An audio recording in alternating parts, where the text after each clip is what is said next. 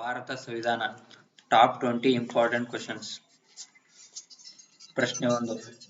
ಕೆಳಗಿನವುಗಳಲ್ಲಿ ಲೇಖನ 44 ಯಾವುದಕ್ಕೆ ಸಂಬಂಧಿಸಿದೆ? ಆಪ್ಷನ್ 1 ಚಲನೆಯ ಸ್ವಾತಂತ್ರ್ಯದ ಹಕ್ಕು, ಆಪ್ಷನ್ 2 ಸರ್ವೋಚ್ಚ ನ್ಯಾಯಾಲಯದ ಹಕ್ಕು, ಆಪ್ಷನ್ 3 ನಿಷೇಧ, ಆಪ್ಷನ್ 4 ಏಕರೂಪ ನಾಗರಿಕ ಸಂಹಿತೆ. ಲೇಖನ 44 ಏಕರೂಪ ನಾಗರಿಕ ಸಂಹಿತೆಗೆ ಸಂಬಂಧಿಸಿರುತ್ತದೆ. ಸಂವಿಧಾನದ 44ನೇ ವಿಧಿಯು ಭಾರತದ ಭೂಪ್ರದೇಶದಲ್ಲಿ ನಾಗರಿಕನಿಗೆ ಏಕರೂಪದ ಸಿವಿಲ್ ಸಂಹಿತೆ ಇರುವ ಹಾಗೆ ರಾಜ್ಯವು ಪ್ರಯತ್ನಿಸತಕ್ಕದ್ದು. ಪ್ರಸ್ತುತವಾಗಿ ವಿವಾಹ ವಿಚ್ಛೇದನ, ಆಸ್ತಿ ಉತ್ತರಾಧಿಕಾರಕ್ಕೆ ಸಂಬಂಧಿಸಿದಂತೆ ಹಿಂದೂ, ಮುಸ್ಲಿಂ, ಕ್ರೈಸ್ತರಿಗೆ ಪ್ರತ್ಯೇಕ ಕಾಯ್ದೆಗಳಿವೆ. ಅದರ ಬದಲಿಗೆ ಎಲ್ಲಾ ಧರ್ಮದವರಿಗೂ ಒಂದೇ ಕಾನೂನನ್ನು ರೂಪಿಸುತ್ತದೆ.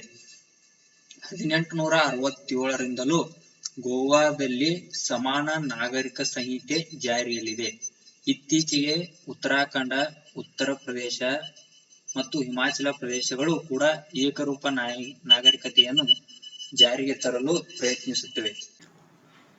ಪ್ರಶ್ನೆ ಸಂಖ್ಯೆ 2. ಈ ಕೆಳಗಿನವುಗಳಲ್ಲಿ ಯಾವ ಮೂಲಭೂತ ಹಕ್ಕುಗಳು ಭಾರತೀಯ ಪೌರರಿಗೆ ಲಭ್ಯವಾಗುತ್ತವೆ ಆದರೆ ಅನ್ಯ ದೇಶೀಯರಿಗಲ್ಲ?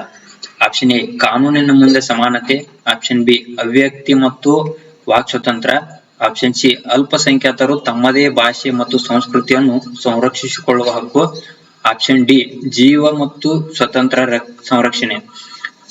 ಆಪ್ಷನ್ ಎ ಬಿ ಮತ್ತು ಡಿ ಮಾತ್ರ, ಆಪ್ಷನ್ 2 ಎ ಬಿ ಮತ್ತು ಸಿ ಮಾತ್ರ, ಆಪ್ಷನ್ 3 ಬಿ ಸಿ ಮತ್ತು ಡಿ ಮಾತ್ರ, ಆಪ್ಷನ್ 4 ಬಿ ಮತ್ತು ಸಿ ಮಾತ್ರ. ಇದಕ್ಕೆ ಸರಿಯಾದ ಉತ್ತರ ಆಪ್ಷನ್ 4 ಬಿ ಮತ್ತು ಸಿ ಮಾತ್ರ. ಬಿ ಅಭಿವ್ಯಕ್ತಿ ಮತ್ತು ವಾಕ್ ಸ್ವತಂತ್ರ, ಸಿ ಜೀವ ಮತ್ತು ಸ್ವತಂತ್ರ ಸಂರಕ್ಷಣೆ. ಇವು ಭಾರತೀಯ ಪೌರರಿಗೆ ಮಾತ್ರ ಲಭ್ಯವಾಗುತ್ತವೆ ಆದರೆ ಅನ್ಯ ದೇಶೀಯರಿಗೆ ಲಭ್ಯವಾಗುವುದಿಲ್ಲ. ವಿದೇಶಿಯರಿಗೆ ಒದಗಿಸಿರದ ಮೂಲಭೂತ ಹಕ್ಕುಗಳು ವಿಧಿ 15, 16, 19, ವಿಧಿ 30. ಪ್ರಶ್ನೆ ಸಂಖ್ಯೆ 3. ಸಂವಿಧಾನ ಕರಡು ಸಮಿತಿಯ ಅಧ್ಯಕ್ಷರು ಯಾರಾಗಿದ್ದರು? Option A doctor Babu Rajendra Prasad, option B Jawaharlal Nehru, option C B R. Ambedkar, option D M N. Roy. ಸಂವಿಧಾನ ಕರಡು ಸಮಿತಿಯ ಅಧ್ಯಕ್ಷರು option C doctor B R. Ambedkar ಅವರು ಕರಡು ಸಮಿತಿಯ ಅಧ್ಯಕ್ಷರಾಗಿದ್ದರು. Question number 4. ಸಂವಿಧಾನ ರಚನಾ ಸಭೆಯ ಸ್ಟೇರಿಂಗ್ ಸಮಿತಿಯ ಅಧ್ಯಕ್ಷರು ಯಾರಾಗಿದ್ದರು? Option A Sardar Vallabhbhai Patel, option B Babu Rajendra Prasad, option C Jawaharlal Nehru, option D H C. Mukherjee. ಸಂವಿಧಾನದ ರಚನಾ ಸಭೆಯ ಸ್ಟೇರಿಂಗ್ ಸಮಿತಿಯ ಅಧ್ಯಕ್ಷರು ಆಪ್ಷನ್ ಬಿ ಬಾಬು ರಾಜೇಂದ್ರ ಪ್ರಸಾದ್ ಅವರು ಸಂವಿಧಾನದಲ್ಲಿ ರಚನೆಯ ಸಂದರ್ಭದಲ್ಲಿ ಸ್ಟೇರಿಂಗ್ ಸಮಿತಿಯ ಅಧ್ಯಕ್ಷರಾಗಿದ್ದರು. Question number 5. ರಾಜ್ಯಪಾಲರ ನೇಮಕಾತಿಯನ್ನು ಯಾವ ದೇಶದ ಸಂವಿಧಾನದಿಂದ ಎರವಲು ಪಡೆಯಲಾಗಿದೆ? Option A German, option B Britain, option C Canada, option D America. ರಾಜ್ಯಪಾಲರ ನೇಮಕಾತಿಯನ್ನು ಕೆನಡಾ ದೇಶದ ಸಂವಿಧಾನದಿಂದ ಎರವಲು ಪಡೆಯಲಾಗಿದೆ. ಸಂವಿಧಾನವನ್ನು ರಚನೆಯ ಸಂದರ್ಭದಲ್ಲಿ ಕೆಲವೊಂದು ದೇಶಗಳಿಂದ ಒಂದೊಂದು ವಿಷಯಗಳನ್ನ ಎರವಲು ಪಡೆದಿರ್ತಾರ. ಅದರಾಗ ರಾಜ್ಯಪಾಲರ ನೇಮಕಾತಿಯನ್ನು ಕೆನಡಾ ದೇಶದಿಂದ ಎರವಲು ಪಡೆದಿರುತ್ತಾರೆ. Question number 6. ಆಂಧ್ರ ಪ್ರದೇಶ ರಾಜ್ಯ ರಚನೆಯಾಗಲು ಕಾರಣೀಕರ್ತರು ಯಾರು? ಆಂಧ್ರ ಪ್ರದೇಶ ರಚನೆಯಾಗಲು ಕಾರಣೀಕರ್ತರು ಪೊಟ್ಟಿ ಶ್ರೀರಾಮುಲು ಅವರು. ಪೊಟ್ಟಿ ಶ್ರೀರಾಮುಲು ಅವರು ಸ್ವತಂತ್ರ ಭಾರತದ ನಂತರ 1953ರಲ್ಲಿ 58 ದಿನಗಳ ಕಾಲ ಅಮರನಾಥ ಉಪವಾಸ ಮಾಡಿ ಪೊಟ್ಟಿ ಶ್ರೀರಾಮುಲು ಅವರು ಆಂಧ್ರ ಪ್ರದೇಶದ ರಾಜ್ಯ ಭಾರತದಲ್ಲಿ ಮೊದಲು ಭಾಷಾವಾರು ಪ್ರಾಂತ್ಯದ ಮೇಲೆ ಮೊದಲು ರಚನೆಯಾದಂತಹ ರಾಜ್ಯವಾಗಿರುತ್ತದೆ. Question number 7. ಜೀತ ಪದ್ಧತಿ ನಿಷೇಧ ಕಾಯ್ದೆ ಯಾವಾಗ ಜಾರಿಗೆ ಬಂತು ಹಾಗೆ ಅದನ್ನು ತಿಳಿಸುವ ವಿಧಿ ಯಾವುದು? ಆಪ್ಷನ್ ಎ 1976 23ನೇ ವಿಧಿ, ಆಪ್ಷನ್ ಬಿ 1986 23ನೇ ವಿಧಿ, ಆಪ್ಷನ್ ಸಿ 1972 24ನೇ ವಿಧಿ, ಆಪ್ಷನ್ ಡಿ 1976 24ನೇ ವಿಧಿ. ಜೀತ ಪದ್ಧತಿಯನ್ನು ನಿಷೇಧ ಕಾಯ್ದೆ 1976ರಲ್ಲಿ ಜಾರಿಗೆ ಬರ್ತದ. ಅದನ್ನ ತಿಳಿಸ್ತಕ್ಕಂತ ವಿಧಿ ಅಥವಾ ವಿಧಿ 23ನೇ ವಿಧಿ. ಜೀತ ಪದ್ಧತಿ ಇದಕ್ಕೆ ಸರಿಯಾದ ಉತ್ತರ ಆಪ್ಷನ್ ಎ. ಕ್ವಶನ್ ನಂಬರ್ 8, ಯಾವ ವಿಧಿಗಳು ರಾಜ್ಯ ನಿರ್ದೇಶಕ ತತ್ವಗಳಿಗೆ ಸಂಬಂಧಿಸಿವೆ? Option A 51A, option B 80ರಿಂದ 81 ವಿಧಿ, ಆಪ್ಷನ್ ಸಿ 36ರಿಂದ 51ನೇ ವಿಧಿ, ಆಪ್ಷನ್ ಡಿ 12ರಿಂದ 35ನೇ ವಿಧಿ. ರಾಜ್ಯ ನಿರ್ದೇಶಕ ತತ್ವಗಳಿಗೆ ಸಂಬಂಧಿಸಿದಂತ ವಿಧಿಗಳು ಆಪ್ಷನ್ ಸಿ 36ರಿಂದ 51ನೇ ವಿಧಿ. 12ರಿಂದ 35ನೇ ವಿಧಿಗಳು ಮೂಲಭೂತ ಹಕ್ಕುಗಳು ಹಾಗೂ 51ನೇ ವಿಧಿ ಮೂಲಭೂತ ಕರ್ತವ್ಯಗಳನ್ನು ತಿಳಿಸುತ್ತವೆ. ಕ್ವಶನ್ ನಂಬರ್ 9, ಸಂವಿಧಾನ ರಚನಾ ಸಭೆಯ ಅಧಿವೇಶನದ ಹಂಗಾಮಿ ಅಧ್ಯಕ್ಷರು ಯಾರಾಗಿದ್ದರು? Option A Jawaharlal Nehru, option B Rajendra Prasad, option C J B. Kripalani, option D Sachchidananda Sinha. ಸಂವಿಧಾನ ರಚನಾ ಸಭೆಯ ಹಂಗಾಮಿ ಅಧ್ಯಕ್ಷರು ಸಚ್ಚಿದಾನಂದ ಸಿನ್ಹಾ ಅವರು ಹಂಗಾಮಿ ಅಧ್ಯಕ್ಷರಾಗಿರುತ್ತಾರೆ. ಹಂಗಾಮಿ ಅಧ್ಯಕ್ಷರ ಅವಧಿ ಮುಗಿದ ಮೂಲಕ ಕಾಯಂ ಅಧ್ಯಕ್ಷರಾಗಿ ಡಾಕ್ಟರ್ ಬಾಬು ರಾಜೇಂದ್ರ ಪ್ರಸಾದ್ ಅವರು ಕಂಟಿನ್ಯೂ ಆಗಿರ್ತಾರೆ. ಕ್ವಶನ್ ನಂಬರ್ 10, ಸಂವಿಧಾನ ರಚನಾ ಸಭೆಯಲ್ಲಿ ಪ್ರತಿನಿಧಿಸಿದ ಆಂಗ್ಲೋ ಇಂಡಿಯನ್ ಯಾರು? Option A Ismail Khan, option B lord baton, option C Frank Anthony, option D lord canning. ಸಂವಿಧಾನ ರಚನಾ ಸಭೆಯಲ್ಲಿ ಕೆಲವೊಂದು ಸಮುದಾಯಗಳಿಂದ ಪ್ರತಿನಿಧಿಗಳನ್ನು ಆಯ್ಕೆ ಮಾಡಿರ್ತಾರೆ. ಅದರಾಗ ಆಂಗ್ಲೋ ಇಂಡಿಯನ್ರಿಂದ ಆಯ್ಕೆ ಆದಂತ ಪ್ರತಿನಿಧಿ ಯಾರಪ್ಪ ಅಂದ್ರ ಆಪ್ಷನ್ ಸಿ ಫ್ರಾಂಕ್ ಆಂಥೋನಿ ಅವರು ಸಂವಿಧಾನ ರಚನಾ ಸಭೆಯಲ್ಲಿ ಪ್ರತಿನಿಧಿಸಿದ ಆಂಗ್ಲೋ ಇಂಡಿಯನ್ ಆಗಿರುತ್ತಾರೆ. ಕ್ವಶನ್ ನಂಬರ್ 11, ಯಾವ ವಿಧಿಯು ರಾಜ್ಯ ಎಂಬ ಪದದ ಅರ್ಥವನ್ನು ತಿಳಿಸುತ್ತದೆ? Option A 37, option B 36, option C 2, option D 3.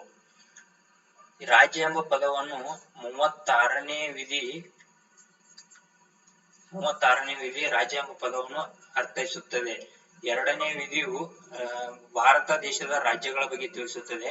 Option 3 ಭಾರತದಲ್ಲಿ 28 ರಾಜ್ಯಗಳನ್ನು ಮತ್ತು ಆ ರಾಜ್ಯಗಳ ಜಿಲ್ಲೆಗಳನ್ನು ತಿಳಿಸುತ್ತದೆ. ಕರ್ನಾಟಕದಲ್ಲಿ 31 ಜಿಲ್ಲೆಗಳನ್ನ ತಿಳಿಸುತ್ತದೆ. ಕ್ವಶನ್ ನಂಬರ್ 12, ಈ ಕೆಳಗಿನ ಯಾವ ವಿಧಾನವನ್ನು ರಷ್ಯಾ ದೇಶದಿಂದ ಎರವಲು ಪಡೆದುಕೊಂಡಿಲ್ಲ? ಆಪ್ಷನ್ ಎ ರಾಜ್ಯ ನಿರ್ದೇಶಕ ತತ್ವಗಳು, ಆಪ್ಷನ್ ಬಿ ಮೂಲಭೂತ ಕರ್ತವ್ಯಗಳು, ಆಪ್ಷನ್ ಸಿ ಪ್ರಸ್ತಾವನೆಯಲ್ಲಿ ರಾಜಕೀಯ, ಆಪ್ಷನ್ ಡಿ ಸಾಮಾಜಿಕ ಮತ್ತು ಆರ್ಥಿಕ ನ್ಯಾಯ. ಸಂವಿಧಾನವನ್ನು ರಚನೆ ಮಾಡುವ ಸಂದರ್ಭದಲ್ಲಿ ಕೆಲವೊಂದು ದೇಶಗಳಿಂದ ಕೆಲವೊಂದು ವಿಷಯಗಳು ಎರವಲು ಪಡೆದುಕೊಳ್ತಾರ. ನಮ್ಮ ಸಂವಿಧಾನ ರಚನೆ ಮಾಡ್ಬೇಕಂದ್ರ ಅದರಲ್ಲಿ ರಷ್ಯಾ ದೇಶದಿಂದ ಎರವಲು ಪಡೆದುಕೊಂಡಿಲ್ಲಪ್ಪ ಅಂತಂದ್ರ ರಾಜ್ಯ ನಿರ್ದೇಶಕ ತತ್ವಗಳನ್ನು ಪಡೆದುಕೊಂಡಿರುವುದಿಲ್ಲ. ಉಳಿದ 3 ವಿಷಯಗಳನ್ನ ಮಾತ್ರ ರಷ್ಯಾ ದೇಶದಿಂದ ಎರವಲು ಪಡೆದುಕೊಂಡಿರ್ತಾರೆ. ರಾಜ್ಯ ನಿರ್ದೇಶಕ ತತ್ವಗಳನ್ನು ಐರಿಷ್ ಸಂವಿಧಾನದಿಂದ ಪಡೆದುಕೊಂಡಿರ್ತಾರೆ. ಕ್ವಶನ್ ನಂಬರ್ 13, ರಾಜ್ಯಸಭೆಯ ಪದನಿಮಿತ್ಯ ಅಧ್ಯಕ್ಷರು ಯಾರು? ಆಪ್ಷನ್ ಎ ಸಭಾಪತಿ, ಆಪ್ಷನ್ ಬಿ ರಾಜ್ಯಪಾಲರು, ಆಪ್ಷನ್ ಸಿ ರಾಷ್ಟ್ರಪತಿ, ಆಪ್ಷನ್ ಡಿ ಉಪರಾಷ್ಟ್ರಪತಿಯವರು. ರಾಜ್ಯಸಭೆಯ ಪದನಿಮಿತ್ಯ ಅಧ್ಯಕ್ಷರು ಉಪರಾಷ್ಟ್ರಪತಿಯವರು ರಾಜ್ಯಸಭೆ ಪದನಿಮಿತ್ಯದ ಅಧ್ಯಕ್ಷರಾಗಿರುತ್ತಾರೆ. ಸಭಾಪತಿಯು ಲೋಕಸಭೆಯ ಅಧ್ಯಕ್ಷರಾಗಿರುತ್ತಾರೆ. ರಾಜ್ಯಪಾಲರು ರಾಜ್ಯದ ಮುಖಂಡರಾಗಿರುತ್ತಾರೆ. ರಾಷ್ಟ್ರಪತಿಯು ರಾಷ್ಟ್ರದ ಪ್ರಮುಖ ಮುಖಂಡರಾಗಿರುತ್ತಾರೆ. ಕ್ವಶನ್ ನಂಬರ್ 14, ಮಳೆಗಾಲದ ಅಧಿವೇಶನ ಯಾವಾಗ ನಡೆಯುತ್ತದೆ? Option A November to December, option B July to September, option C February to May, option D January. ಭಾರತದಲ್ಲಿ ಅಥವಾ ಕರ್ನಾಟಕದಲ್ಲಿ ಪ್ರತಿ ಸೀಸನ್ ತಕ್ಕಂಗ ಅಧಿವೇಶನಗಳು ನಡೀತಾವು. ಅವಾಗ ಮಳೆಗಾಲದ ಅಧಿವೇಶನ, ಬೇಸಿಗೆಗಾಲದ ಅಧಿವೇಶನ, ಚಳಿಗಾಲದ ಅಧಿವೇಶನ ನಡೀತಾವು. ಈ ಮಳೆಗಾಲದ ಅಧಿವೇಶನ ಯಾವಾಗ ನಡೀತೈತಪ್ಪ ಅಂದ್ರೆ ಜುಲೈ ಟು ಸೆಪ್ಟೆಂಬರ್. ಈ ನವೆಂಬರ್ ಟು ಸೆಪ್ಟೆಂಬರ್ ನಡೆಯುವಂತ ಅಧಿವೇಶನ ಚಳಿಗಾಲದ. ಇದು ಫೆಬ್ರವರಿ ಟು ಮೇ ನಡೆಯೋದಂತಂದ್ರ ಬೇಸಿಗೆ ಕಾಲದ ಅಧಿವೇಶನ ನಡೀತೈತಿ. ಕ್ವಶನ್ ನಂಬರ್ 15, ಯಾವ ವಿಧಿಯ ಪ್ರಕಾರ ಯಾರು ಜಂಟಿ ಅಧಿವೇಶನ ಕರೆಯುತ್ತಾರೆ? ಆಪ್ಷನ್ ಎ 108 ಸಭಾಪತಿ, ಆಪ್ಷನ್ ಬಿ 108 ಪ್ರಧಾನಮಂತ್ರಿ, ಆಪ್ಷನ್ ಸಿ 100 ಸಭಾಪತಿ, ಆಪ್ಷನ್ ಡಿ 108 ರಾಷ್ಟ್ರಪತಿ. ಯಾವ ವಿಧಿಯ ಪ್ರಕಾರ ಅಂತಂದ್ರಪ್ಪ 108ನೇ ವಿಧಿಯ ಪ್ರಕಾರ ಯಾರು ಜಂಟಿ ಅಧಿವೇಶನ ಕರೀತಾರ ಅಂದ್ರ ರಾಷ್ಟ್ರಪತಿಗಳು ಜಂಟಿ ಅಧಿವೇಶನ ಕರೀತಾರ. ಈ ರಾಷ್ಟ್ರಪತಿಗಳು ಕರೆದಂತ ಜಂಟಿ ಅಧಿವೇಶನಕ್ಕ ಸಭಾಪತಿಗಳು ಅಧ್ಯಕ್ಷರಾಗಿರ್ತಾರ. ದೇಶದ ತುರ್ತು ಸಂದರ್ಭದಲ್ಲಿ ಮತ್ತು ಲೋಕಸಭೆ ರಾಜ್ಯಸಭೆ ಭಿನ್ನಾಭಿಪ್ರಾಯದಲ್ಲಿ ಮಾತ್ರ ಜಂಟಿ ಅಧಿವೇಶನವನ್ನು ಕರೆಯುತ್ತಾರೆ. ಕ್ವಶನ್ ನಂಬರ್ 16, ಯಾರು ಜಂಟಿ ಅಧಿವೇಶನದ ಅಧ್ಯಕ್ಷತ್ವವನ್ನು ವಹಿಸುತ್ತಾರೆ? ಆಗಲೇ ಹೇಳಿದ ಪ್ರಕಾರ ಜಂಟಿ ಅಧಿವೇಶನದ ಅಧ್ಯಕ್ಷತೆಯನ್ನು ಸಭಾಪತಿಯವರು ಇಲ್ಲಿ ಆಪ್ಷನ್ ಇಲ್ಲ. ಅದಕ್ಕಾಗಿ ಉಪಸಭಾಪತಿಯವರು ಜಂಟಿ ಅಧಿವೇಶನದ ಅಧ್ಯಕ್ಷತೆಯನ್ನು ವಹಿಸಿರುತ್ತಾರೆ. ರಾಷ್ಟ್ರಪತಿಯವರು ಜಂಟಿ ಅಧಿವೇಶನವನ್ನು ಮಾತ್ರ ಕರೆಯುತ್ತಾರೆ. ಆದರೆ ಉಪಸಭಾಪತಿ ಅಥವಾ ಸಭಾಪತಿ ಇರಲಿಲ್ಲ ಅಂದ್ರೆ ಮಾತ್ರ ಉಪಸಭಾಪತಿಯವರು ಜಂಟಿ ಅಧಿವೇಶನ ಅಧ್ಯಕ್ಷತೆಯನ್ನು ವಹಿಸಿರುತ್ತಾರೆ. ಕ್ವಶನ್ ನಂಬರ್ 17, ಈ ಕೆಳಗಿನವುಗಳಲ್ಲಿ ಯಾವುದು ಅತಿ ದೊಡ್ಡ ಸಮಿತಿಯಾಗಿದೆ? ಎ ಅಂದಾಜು ಸಮಿತಿ, ಬಿ ರಾಜ್ಯ ಲೋಕಸೇವಾ ಸಮಿತಿ, ಸಿ ಸಾರ್ವಜನಿಕ ಲೆಕ್ಕಪತ್ರ ಸಮಿತಿ, ಡಿ ಜಂಟಿ ಸಂಸದೀಯ ಸಮಿತಿ. ಅತಿ ದೊಡ್ಡ ಸಮಿತಿ ಯಾವಪ್ಪ ಅಂತಂದ್ರ ಇದ್ರಾಗ ಅಂದಾಜು ಸಮಿತಿ. ಇದರಲ್ಲಿ 30 ಜನ ಸದಸ್ಯರಿರ್ತಾರೆ. ಅದರಲ್ಲಿ ಲೋಕಸಭೆಯಿಂದ 22 ಜನ, ರಾಜ್ಯಸಭೆಯಿಂದ 8 ಜನ ಸದಸ್ಯರಿರುತ್ತಾರೆ. ಇದನ್ನ ಈ ಎಲ್ಲಾ ಸಮಿತಿಗಳನ್ನ ರಾಷ್ಟ್ರಪತಿಯವರು ರಚನೆ ಮಾಡಿರ್ತಾರು. ಸಾರ್ವಜನಿಕ ಲೆಕ್ಕಪತ್ರ ಸಮಿತಿಯು ಇದು 2ನೇ ದೊಡ್ಡ ಸಮಿತಿ ಆಗಿರುತ್ತದೆ. ಕ್ವಶನ್ ನಂಬರ್ 18, ರಾಷ್ಟ್ರೀಯ ಚುನಾವಣಾ ಆಯೋಗ ಈ ಕೆಳಗಿನ ಯಾವುದಕ್ಕೆ ಚುನಾವಣೆ ನಡೆಸುತ್ತದೆ? ಆಪ್ಷನ್ ಎ ವಿಧಾನಸಭೆ, ಆಪ್ಷನ್ ಬಿ ಲೋಕಸಭೆ, ಆಪ್ಷನ್ ಸಿ ರಾಜ್ಯಸಭೆ, ಆಪ್ಷನ್ ಡಿ ಮೇಲಿನ ಎಲ್ಲವೂ. ರಾಷ್ಟ್ರೀಯ ಚುನಾವಣಾ ಆಯೋಗವು ಮೇಲಿನ ಎಲ್ಲವುಗಳಿಗೆ ಚುನಾವಣೆಯನ್ನ ನಡೆಸುತ್ತದೆ. ಚುನಾವಣಾ ಆಯೋಗವನ್ನು ರಾಷ್ಟ್ರಪತಿಯವರು 324ನೇ ವಿಧಿಯ ಪ್ರಕಾರ ರಚಿಸಿರುತ್ತಾರೆ. ಚುನಾವಣಾ ಆಯೋಗವು ಸ್ಥಳೀಯ ಚುನಾವಣೆಗಳನ್ನು ಮತ್ತು ಪಂಚಾಯಿತಿ ಚುನಾವಣೆಗಳನ್ನು ಮಾತ್ರ ನಡೆಸುವುದಿಲ್ಲ. ಕ್ವಶನ್ ನಂಬರ್ 19, ಯಾವ ವಿಧಿಯು ವಿಧಾನಸಭೆಯ ಅಧ್ಯಕ್ಷರಿಗೆ ಸಂಬಂಧಿಸಿದೆ? Option A 177, option B 178, option C 179, option D 170. ವಿಧಾನಸಭೆಯ ಅಧ್ಯಕ್ಷರಿಗೆ ಸಂಬಂಧಿಸಿದಂತ ವಿಧಿ ಅಂದ್ರೆ ಆಪ್ಷನ್ ಬಿ 178. ಕ್ವಶನ್ ನಂಬರ್ 20, ಲೋಕಸಭೆಯ ಪ್ರಸ್ತುತ ಸ್ಪೀಕರ್ ಯಾರು? ಲೋಕಸಭೆಯ ಪ್ರಸ್ತುತ speaker option A U T Khader, option B Meera Kumari, option C Om Birla, option D Rudrappa Lamani. ಲೋಕಸಭೆಯ ಪ್ರಸ್ತುತ ಸ್ಪೀಕರ್ ಅವರು ಓಂ ಬಿರ್ಲಾ ಆಗಿರ್ತಾರ. ವಿಧಾನಸಭೆ ಸ್ಪೀಕರ್ ಅವರು ಯುಟಿ ಖಾದರ್ ಆಗಿರ್ತಾರು. ಹಾಗೂ ವಿಧಾನಸಭೆ